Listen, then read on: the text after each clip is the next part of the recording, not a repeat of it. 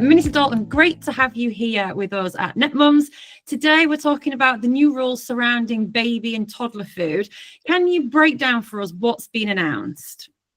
Well, essentially what we're doing is we're announcing some guidelines for the industry to not only reduce the levels of sugar and salt, to improve labelling so that parents can really see what's in the products that they're buying for their babies. And that's all part of us delivering the 10-year health plan, which we announced earlier this year.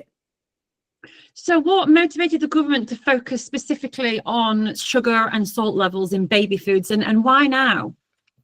Well, I mean, we already know like a fifth of children aged 4 to 5 are overweight, or they're living with obesity in England. And we already know that one of the biggest causes of children going to A&E is for tooth decay, hospital admissions, for tooth decay.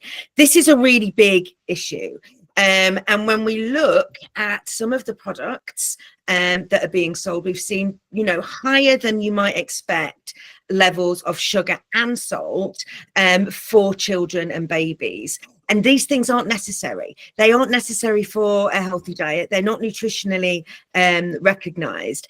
And it's increasingly difficult for parents to understand what the labels say and to work out what's actually in these products so that they can make the choices they want to give their child the best start in life.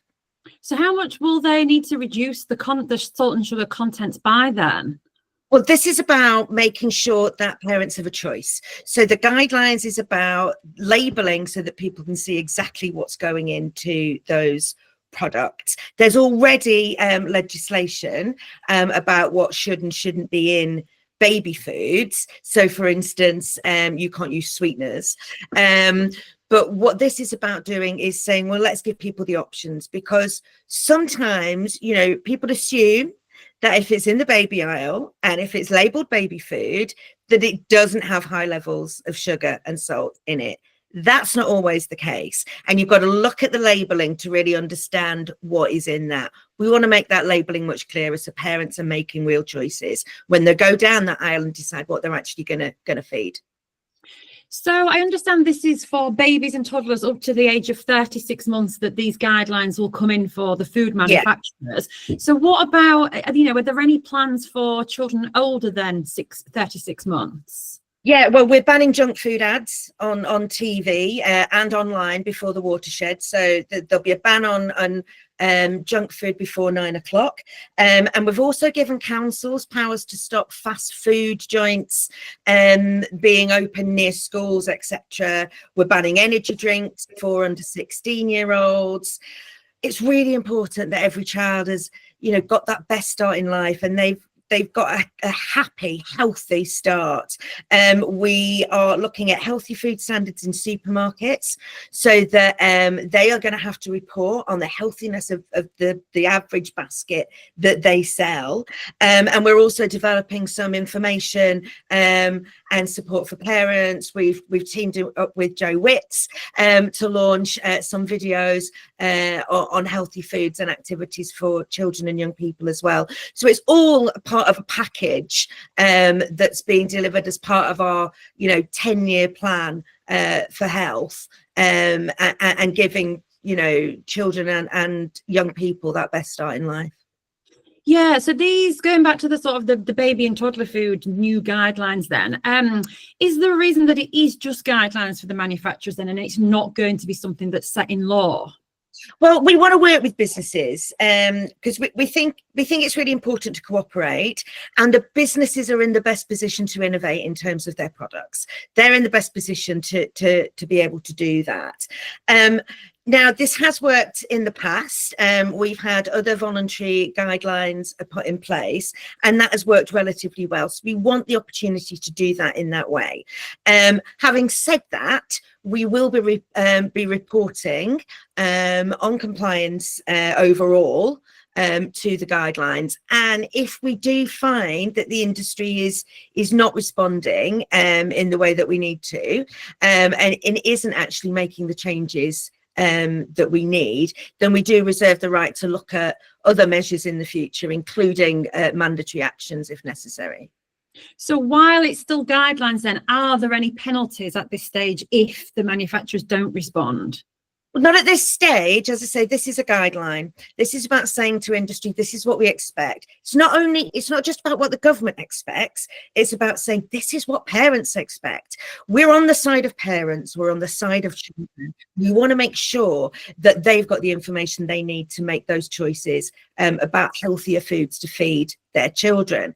So we want to work with business, we want to cooperate, and we want this to be a really positive partnership for improving that healthier start for children and babies. And on the whole, we hope that businesses will want to be a part of that. But as I said, if we find that this hasn't got having the impact that we need it to have, then we will review the situation in coming years.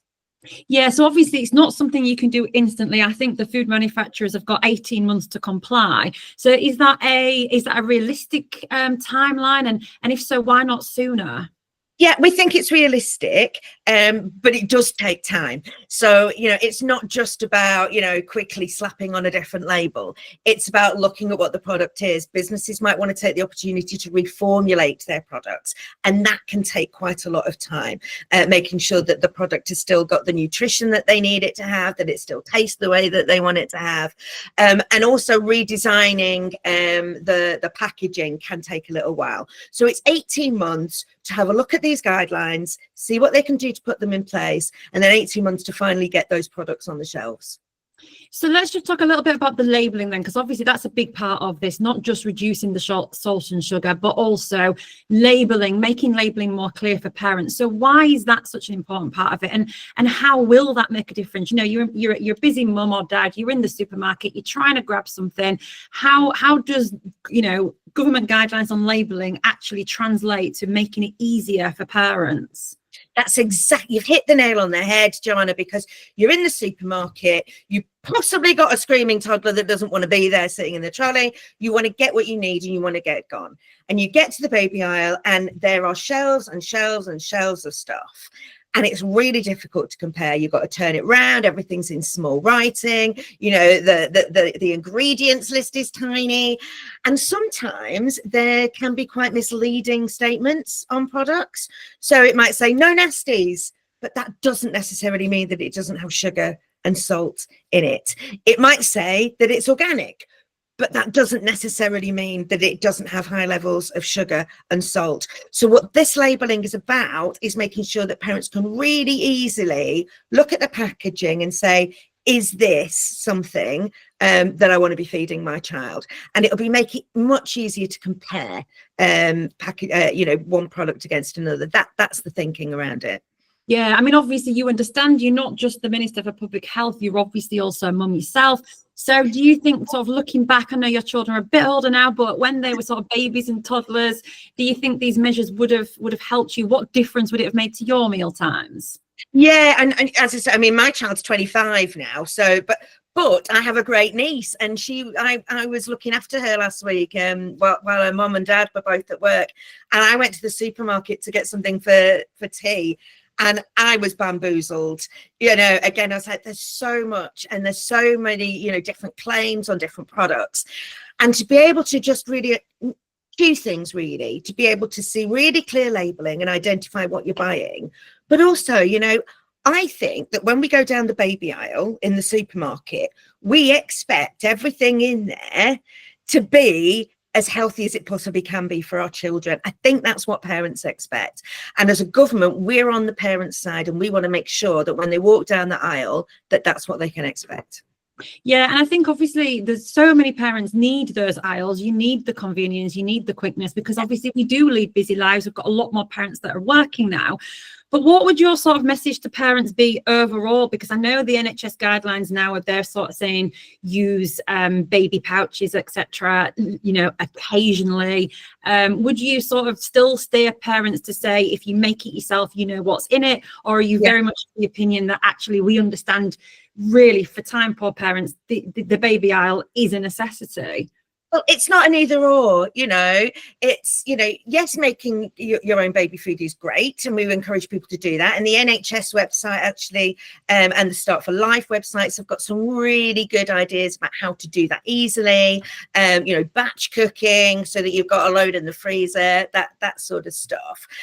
But yes, we do need these products. We're not saying no one should ever use them. They're particularly helpful, not only if you're working, but if you're maybe going on holiday or you've not got the facilities to make food like you might normally do.